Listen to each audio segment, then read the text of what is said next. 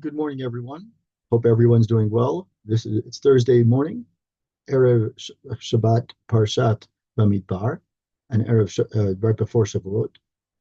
Due to an event that's happening tonight, a special zchut that Shirat David was invited to go to Rabbi Ginsburg's house in Kfar Chabad, we've decided that we're going to record tonight's Zera Shimshon Shir so that way we don't have any conflict. So today we're going to be doing a shir or lesson about in advance of Matan Torah, in advance of Shavuot. We're doing a piece from the Zera Shimshon on Parshat Bamidbar, which is very much connected to Matan Torah. The drush that we're going to do is drush Gimel, Parshat Bamidbar, and it starts as follows. The parsha starts the first pasuk on this week's parsha. It says, "Vayidaber Hashem el Moshe limor, Vayidaber Hashem el Moshe b'Har Sinai limor." So the Midrash says, again, Drush Gimel of Zera Shimshon says, Midrash Yalkut al Pasuk Vayidaber Hashem el Moshe b'Sha'ah shekiblu Yisrael et HaTorah nitkanu behem umot ha'olam maru litkarev yoter ma'an ha'amot. Right. So at the time when Bnei Israel were receiving the Torah, the other nations of the world said, "I don't understand. Why do they get it? We're jealous."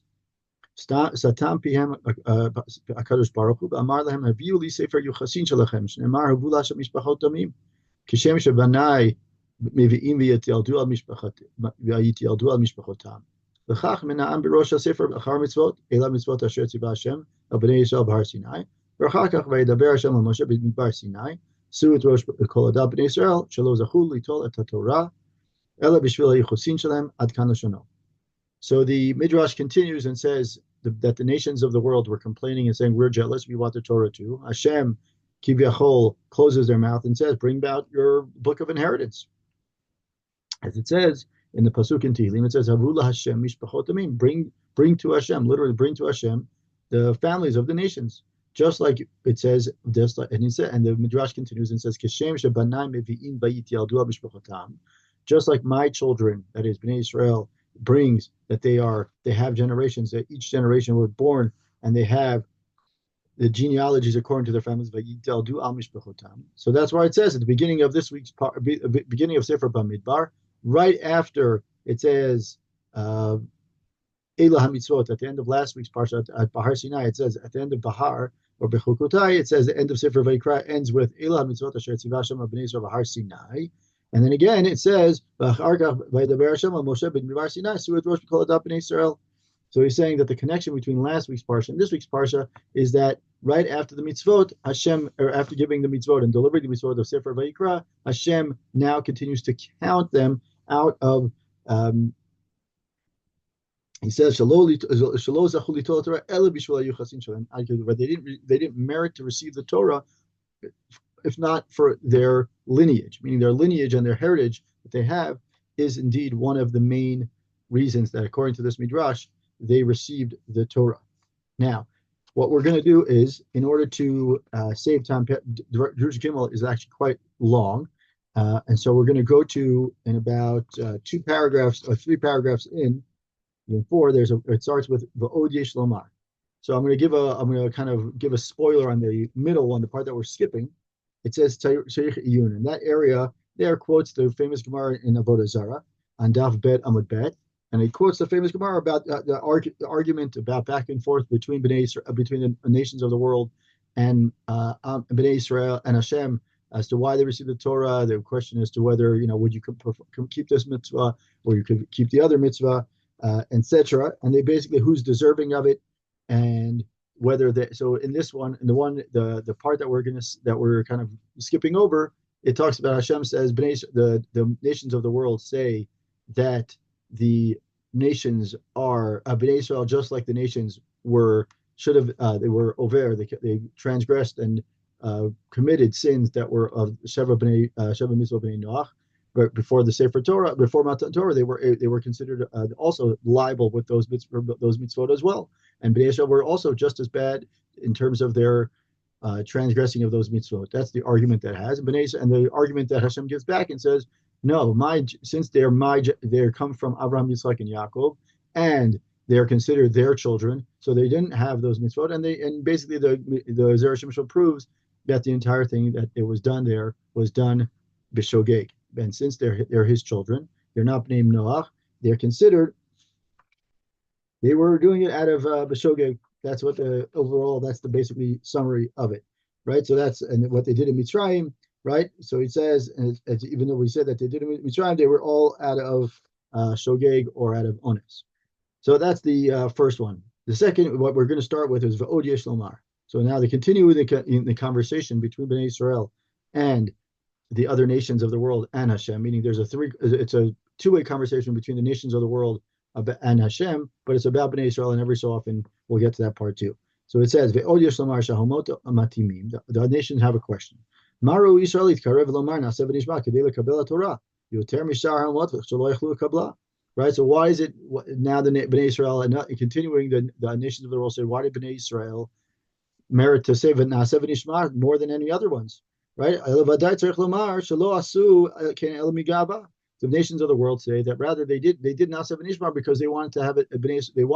They being Bnei Israel wanted to have some sort of upper hand. They wanted to do it out of pride. They said we're all going in the same level, so they will imagine a situation where everyone's in the same level. The first person to speak he says yes, I'll do it, whatever. Not because they understand everything, but they do it because they want to be first, or they want to be. They'd rather just get it done. So instead of saying, "Wait a minute, I want to understand what my role and responsibility is," they just say yes. Now 70 Shema, we'll do it, and then we'll worry about hearing and figure out the details later, right? So that was really like their haste. The nations of the world are saying Bnei Israel's haste, and maybe even their eagerness was not out of the right reasoning or right motive, but their motive was to be, they were saying it out of haughtiness, meaning out of pride, and they were doing it out of gava.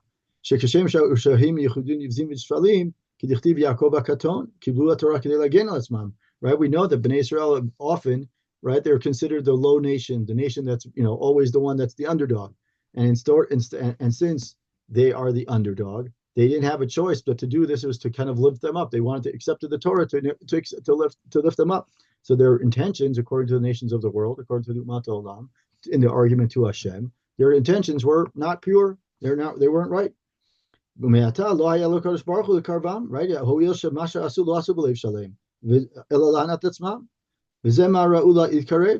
he says that the one option, and there's going to be two arguments. One argument is that the Umat Olam say is, option one is that their intentions were wrong. Their intentions were, we just want to get this done. We have no choice. We're always being beaten down. We're always being hurt. So here's our chance to get out of the situation. Let's do it. Let's take the Torah. We'll say Nasev Nishma. We'll do it. We'll say yes first, and then we'll understand the details later. Maybe not. Maybe their motives were not necessarily correct according to the Umat Olam. That's option one. The other option, another way of explaining it, so then the Umat Olam are saying for that option, the Umat Olam are saying is then Bnei Israel, Hashem should have accepted Bnei Israel's claim because he should have known that they're doing it for the wrong reasons. The second reason is inami. We could also explain that what the Bnei Israel were saying, what the Umat Olam were saying. Shema shenitratzu lekabel Torah yoter misharat Umat Olam lifi shehem azim yoter mehem va'azut hu siman shehem ra'im b'tivam v'im kain ru'yim hem litcharachek v'lo litkarev. Right, so he says that the second reason that perhaps we can explain what the nations of the world were saying about Bnei Israel is that the reason why, unlike the rest of the world, the rest of the nations, the Jewish people agreed to accept the Torah because they were more bold, meaning they were just willing to do it. Just like I said, in a crowd, there's always going to be that person says, "Yeah, let's do it right away." When you do that right away, your intentions are usually not pure, meaning either you're doing it because you're in such a bad state, you're just going to say, yeah, I'll do it, or you're saying it, yeah, I want to do it because I want to be that guy. I want to be that first guy. Now, either way, the nations of the world are saying is their intentions were not right.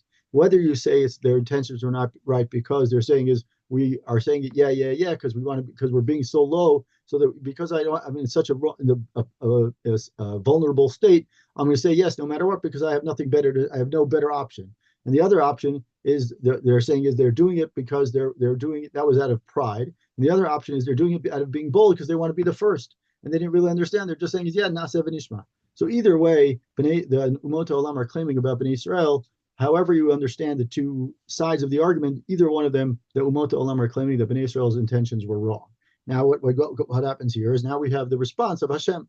Masa Kadosh Baruch Hu, Satam PM Shalamot. Now the Zera Shimshon is going to weave in parts of the Midrash back into what the Midrash that we learned originally, the beginning of this piece. And he says, Hashem did as he closed the mouths of the other Umot Olam, the other nations. Bring me your books of lineage. And he says, if you look at the books of lineage, you'll see that what happened, what you're trying to claim, is not accurate. And he says, Sharei Esav Machar Bechor Torah Yaakov. He says, go back to the Torah. You'll see what happens. What happens in the Torah? And we know the story of Yaakov and Esav. Esav sells the Bechorah to Yaakov, and therefore disproving that Yaakov is a low underdog kind of person, a nation. So that undermines that claim that Bnei Israel accepted Torah because they were in a low state and they were just doing it because they were vulnerable. So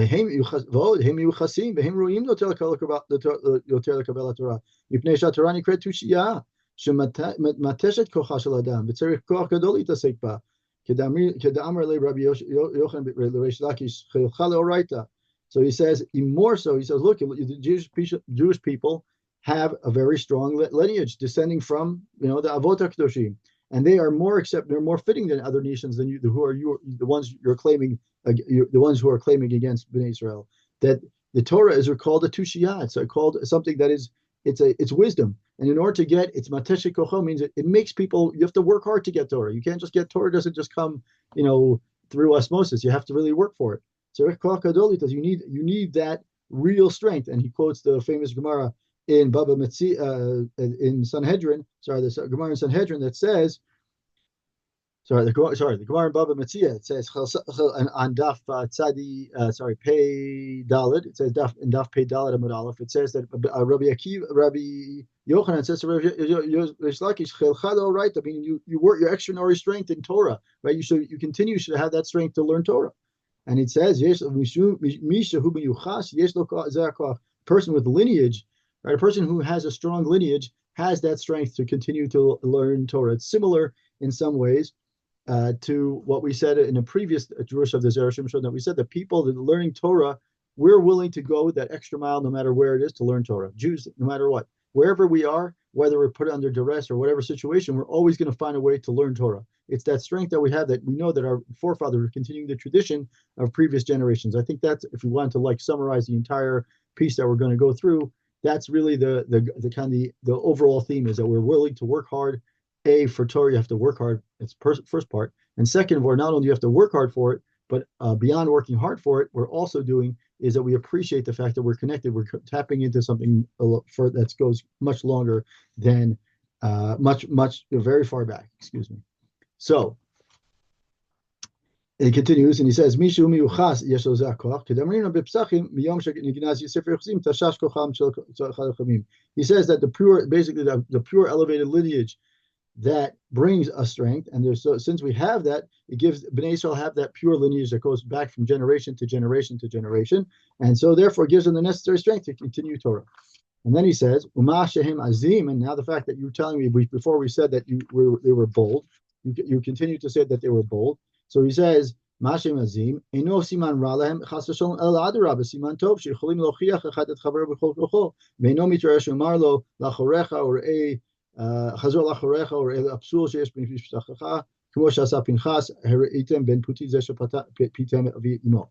He says now to the claim or to the argument that you say that Bnei Israel are bold or they're stiff and they're doing it just because they just want to be that first person. He says, no, it's a good thing. It's not being bold and having azut is a good thing. Just like with Pinchas, he knew that people were going to say what they claimed according to the Midrash, that they claimed, did you see what Pinchas is doing?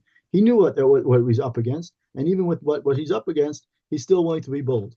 And that is something he said, when we have the willingness, we have what we call today chutzpah, where we have the chutzpah to do something or say something that may not necessarily be right, but we're doing it because we believe in, and we have something, we believe in that idea. And when we have that chutzpah, people appreciate it, right? But we're not as scared or fearful of the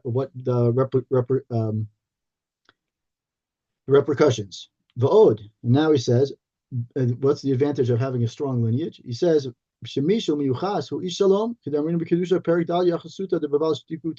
that person who has pure lineage, and I have what to stand up from. In other words, I'm I have a backing and a pure lineage, someone who's a man of peace. Whereas an impure lineage becomes, they become someone who's not necessarily aligned with all the different values, meaning they have a strong values from, that go back generation to generation.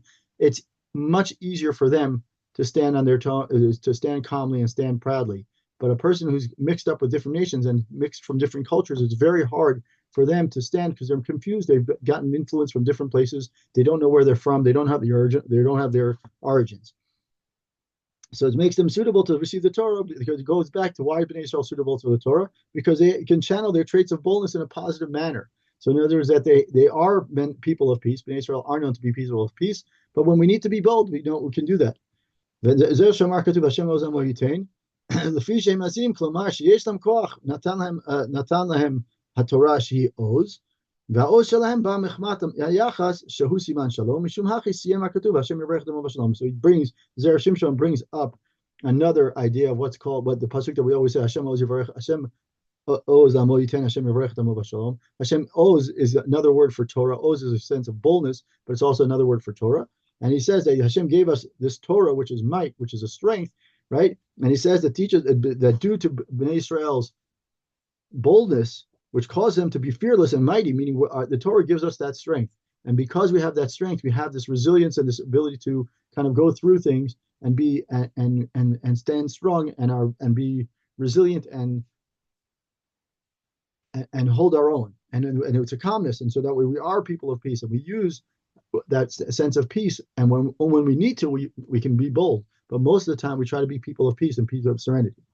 So according to the second piece, the Bnei Israel were accused of by the other nations of the world that they chose the Torah for the wrong reasons. There wasn't really, they were choosing it out of either being out of vulnerability or their low nature, and they were being claimed that they were doing it for the wrong reasons. And Hashem said that no, in both cases, their lineage shows that they have the ability from the lineage, that is that Yaakov indeed was the Bechor, or Yaakov was at least bought the Bechorah from Esav. And also he says the nations of the world said that Bnei Israel's boldness shouldn't be considered a good thing. Hashem says no, it is a good thing. It's that the fact that they are strong, that from their lineage, meaning they're historically from generation to generation, their lineage and their being bold has proven time and again that boldness at the right time is a positive trait. Now he says we have to understand why he's going to ask the question as to why this whole conversation takes place in Sefer Bamidbar, on the first pasuk of Sefer Bamidbar, when it really should have come across around the time of Matan Torah, which would have been in Shmot or in Vadchanan, but this is not the right place for this midrash. Not to say that happens to be that Bamidbar always precedes Shavuot, and therefore it does work. But in this context, he's going to ask a question around the parsha. He says, how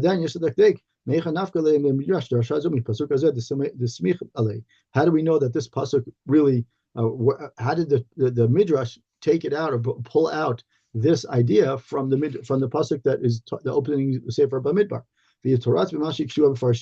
למה אמר כתוב במדבר סיני, דדי היה שיאמר וידבר השם אל משה באוהל מועד באחד לחודש השני בשנה השנית, וממילא אנו יודעים שבמדבר סיני היו, שהרי לא נסעו משם אלא ב-20 לחודש, כי דכתיב ויהי בשנה השנית נעלה ענן מעל משכן העדות. So he says, why does the question was raised? Why does the word Bamidbar Sinai even appear at the pasuk at all in the opening of Sefer Bamidbar? We don't need it. It's an extra piece of 2 extra words kiviyachol that are not necessary. Right? We could have, without that, we would have known. And in fact, even more so, right? When Bnei Israel didn't go anywhere, we wouldn't have thought that they were anywhere else but Midbar Sinai, right? The previous Sefer Vayikra takes place in the Midbar. We weren't told, and the Rashi brings a famous, Rashi brings a midrash that Bnei Israel didn't leave Midbar Sinai or didn't move anywhere from Midbar Sinai until the 20th of the month. Right, so if that's the case, so if they 20th of ER, so if from the beginning of ER till now they were still in Midbar Sinai, so why would we have thought otherwise? So meaning the question is that he's asking is, I understand the word being Midbar Sinai is unnecessary. We wouldn't have thought anything else, and we know that the words of the Torah, every word is very important. So what is the extra value here? Ad kan l'shono. That's the what the Mefarshim asked this question, and then he says. That we have to understand this question with the Midrash is coming to teach us something. He says because of this lineage that we have is what allowed us to, which this parsha will go to explain, is the Jewish people merited to receive the Torah in Sinai. V'yuvan, according to this, what we said, the purpose of receiving the Torah, the Jewish people lineage was, why does the Bamidbar start with all the families and everything like that? It's to highlight the lineage, right? To highlight the lineage of Bnei Israel, and that is what guided Hashem to say, you have a strong lineage, and that's to prove to the nations of the world that this lineage is exactly the point, exactly we can go back from generation to generation and say we started Avraham Avinu and we can still continue from Avraham Avinu to the nations, till the Shvatim, until the families. And you show, like if you show your strong lineage from generation to generation, they deserve to receive the Torah because it's their strong lineage. And then it says, we have a question that he's going to ask a question that I think is a good one, and it's raised. It comes up right away, and he says, he says, now we understand that now that we have proved that part of receiving the Jewish people, part of our strength is our lineage and our heritage, right? Is that we have this, and also the fact that we are people of peace, right? So he says that we also have a question as to why it says mishbechotam leveit avotam, the leveit avotam davka v'lo leveit imotam. Now we have a question, and he says that perhaps it says leveit avotam, it doesn't say leveit imotam. The question, overall question is, we know that women are the ones with the family, Jewish tradition and Jewish religion follows after the mother, meaning if the mother is Jewish, the child is Jewish. The grandmother is Jewish, the grandchild is Jewish. The mother, right after the mothers. So the question is, why does it say Leveit Avotam? Like I said, the legitimacy of the family usually comes to the women.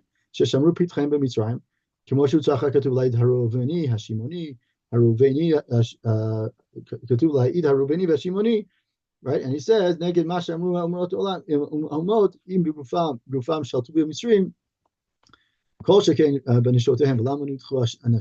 so why? So the question is, he says, why is it that if we know that women were the ones that we know that lineage goes after the women, and we know in Mitzrayim that is to honor the women, that in Mitzrayim, in a time of slavery, in a time of real struggle, the women were the ones who protected the Jewish family by keeping their honor and keeping their husbands' pride, meaning respecting their husbands even when the husbands were working in breaking labor. The women encouraged them, and the women really strengthened them. And then the umoto, and this was the idea, was that the women are keeping the tradition. So the question is, why is it say leveit avotam? It should say leveit imotam. And he says, is the umoto olam, their claim is that if the Bnei Israel were able to be enslaved, the men were able to be enslaved. So if Mitzrayim was able to do the enslave the men, I'm sure that the women also. So the question, he says that no, the women, it's to disprove them. That's why the Jewish heritage goes after the woman. So the question, he says, Ella,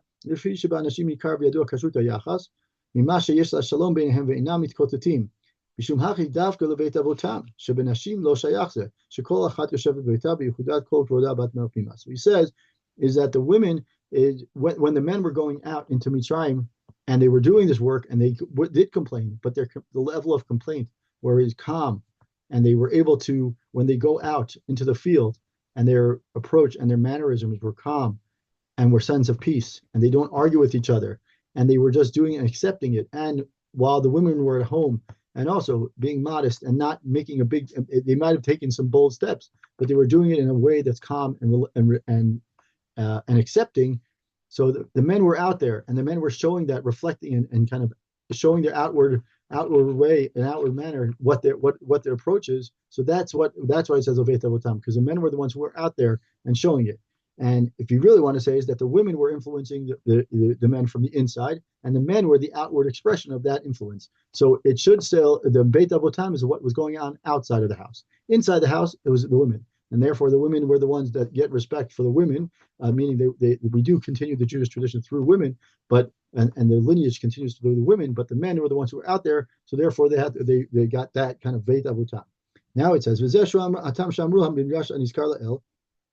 and now we can say, and go back to the Midrash, it says, Matan Torah, Shara'u Yisrael HaMelachim Shayu Osim Dgalim, Nitavu Li Dgalim, V'Kadosh Baruch Hu Amar LeMoshe, Lech V'aseh Lehem Otam Dgalim, V'ayin Sham, Sharei Ketiv, V'gam Kol Ha'am Hazeh, al mekomo yabov shalom.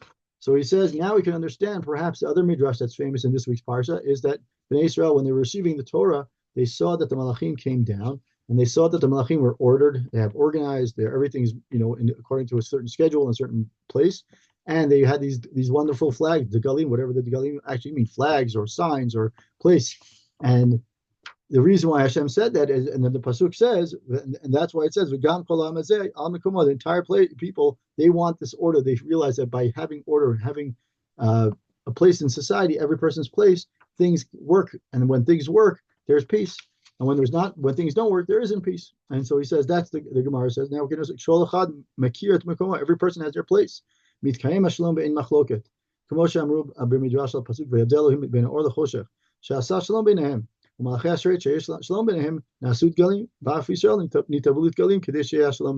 Israel said, look at how peaceful the malachim are. When the malachim were coming down and they showed a sense of peace and calm and serenity, so Bnei Israel said, we want that too. So Hashem said, no problem.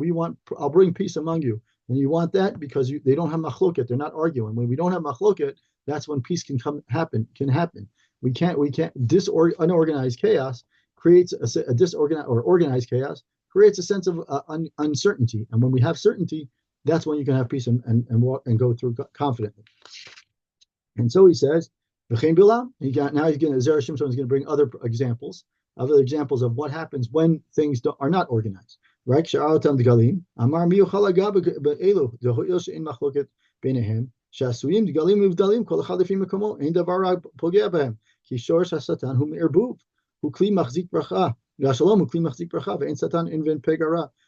when Bilam came to try to curse the nation, he said, look at the nation, when the nation is at peace and their tents are organized and their tents are in the right place and everyone knows their place, no nations can do anything. There's nothing that the nations can do because and look at the flags that show where everyone belongs and everyone has a place. And that's when everyone knows their place, and therefore everything can be appropriate and peaceful. And he says the whole existence of the Satan is to create the disarray, right? And that obviously peace is the opposite of what the Satan brings to the table. So the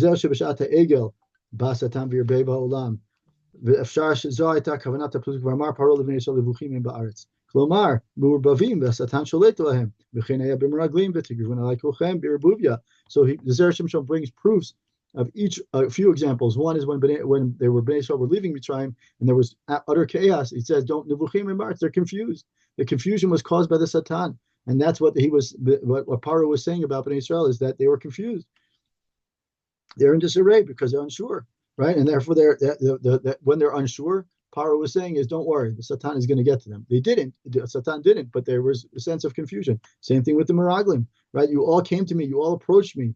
The Gemara, the Buvia is the Rashi on that spot says that we came with confusion. They came with disarray and being kind of disorganized, and they brought this whole disorganization came from the Satan.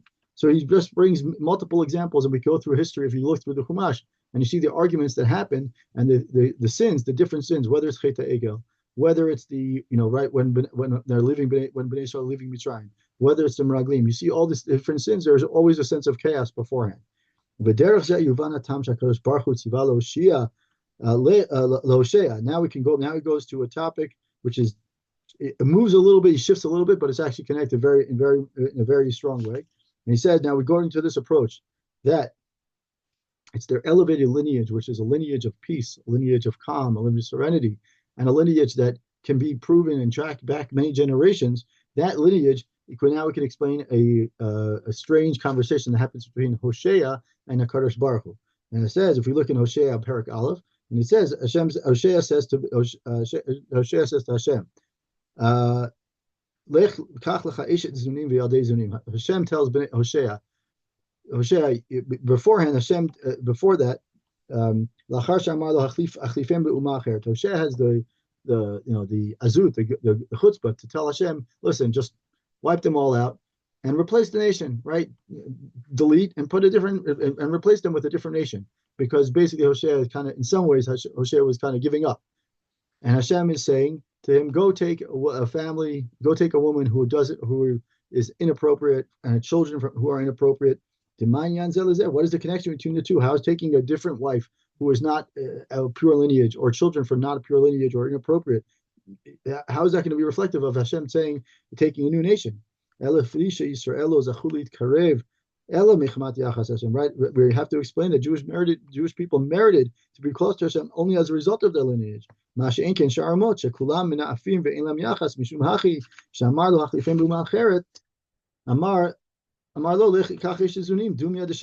says, Hashem was telling Hosea, the whole reason why Bnei Israel's strength and Bnei Israel's continued success is their lineage, is their strong lineage from generation to generation. You're telling me to take them out, then you're basically going to be like the rest of the nations. What's so unique about it? In fact, and it doesn't mention it here, but it would be an interesting insight, is that Moshe said the same thing, or Hashem said the same thing to Moshe. Hashem said to Moshe, these nation is sinning and they're continuously sinning. I'll just wipe them out and we'll start again from you. And Moshe says, no, Moshe, no, Hashem, we have to take this nation. It's their, I'm sure if they're a stiff-necked nation, but it's to their strength. And it's to their, you are the ones who chose, you Hashem, are the one who chose this nation. So now, in some ways, if you want me to, I could add, it would say that Hashem is telling back to Hosea, saying, someone tried this already, meaning Moshe tried this idea. Moshe told me already once when I suggested the idea of taking them out, taking Bnei Israel, wiping them out, and just replacing them. But then what's unique about them? It's the fact that their lineage, right? So Hashem is saying back to Hosea, saying is, when I gave this information to Moshe, when I gave this option to Moshe as an alternative, Moshe said no. So now you, Hosea, are trying to give me that alternative. I'm going to tell you no. So he's saying is at the end of the day, the Bnei Israel, one of the reasons, and one of the main reason why we have Sefer Bamidbar is called the Book of Numbers in English. The Book of Numbers is because we continuously repeat and talk about the different numbers and different countings. It's because it's the nation, it's the family, it's the Bnei Israel is a family of is a nation of inheritance, meaning it's a nation of lineage. Our lineage can go back generation to generation. Even nowadays, you can find people who can track themselves back to David HaMelech or other great rabbanim or other great leaders of the nation. And once you get back to a certain time frame, you can get back to David and get back to Abraham. And you can see that is really the strength of Bnei Israel. Is not only is it that we are a proud and a strong nation, meaning we have the ability to be bold when we need to be. We're also a nation of peace, meaning we always like to find that level of peace. And even though we may argue in terms of, or we may raise an argument, our general sentiment or general kind of temperament is to be a peaceful nation. Same thing, we also are bold when we need to be. We can hold our own. Why? Because we have confidence in the previous 2,000 and 3,000 years that have helped us prove ourselves that even when times are tough, we know how to withstand it. And the way we withstand it is the Torah that we received, that was because of our lineage, that gives us the chance to, throughout generations, that even when things are tough, we continuously stay true to our nation, true to our name, both in terms of peace, also in terms of the Torah that we have that Hashem gave us, which is a sense of peace and a sense of strength. And so we have the sense of strength that allows us to be bold when we need to be. And it also gives us the confidence through the many generations that we know that history is behind us to give us the credibility throughout generations. Good Shabbos, good Yom Tov.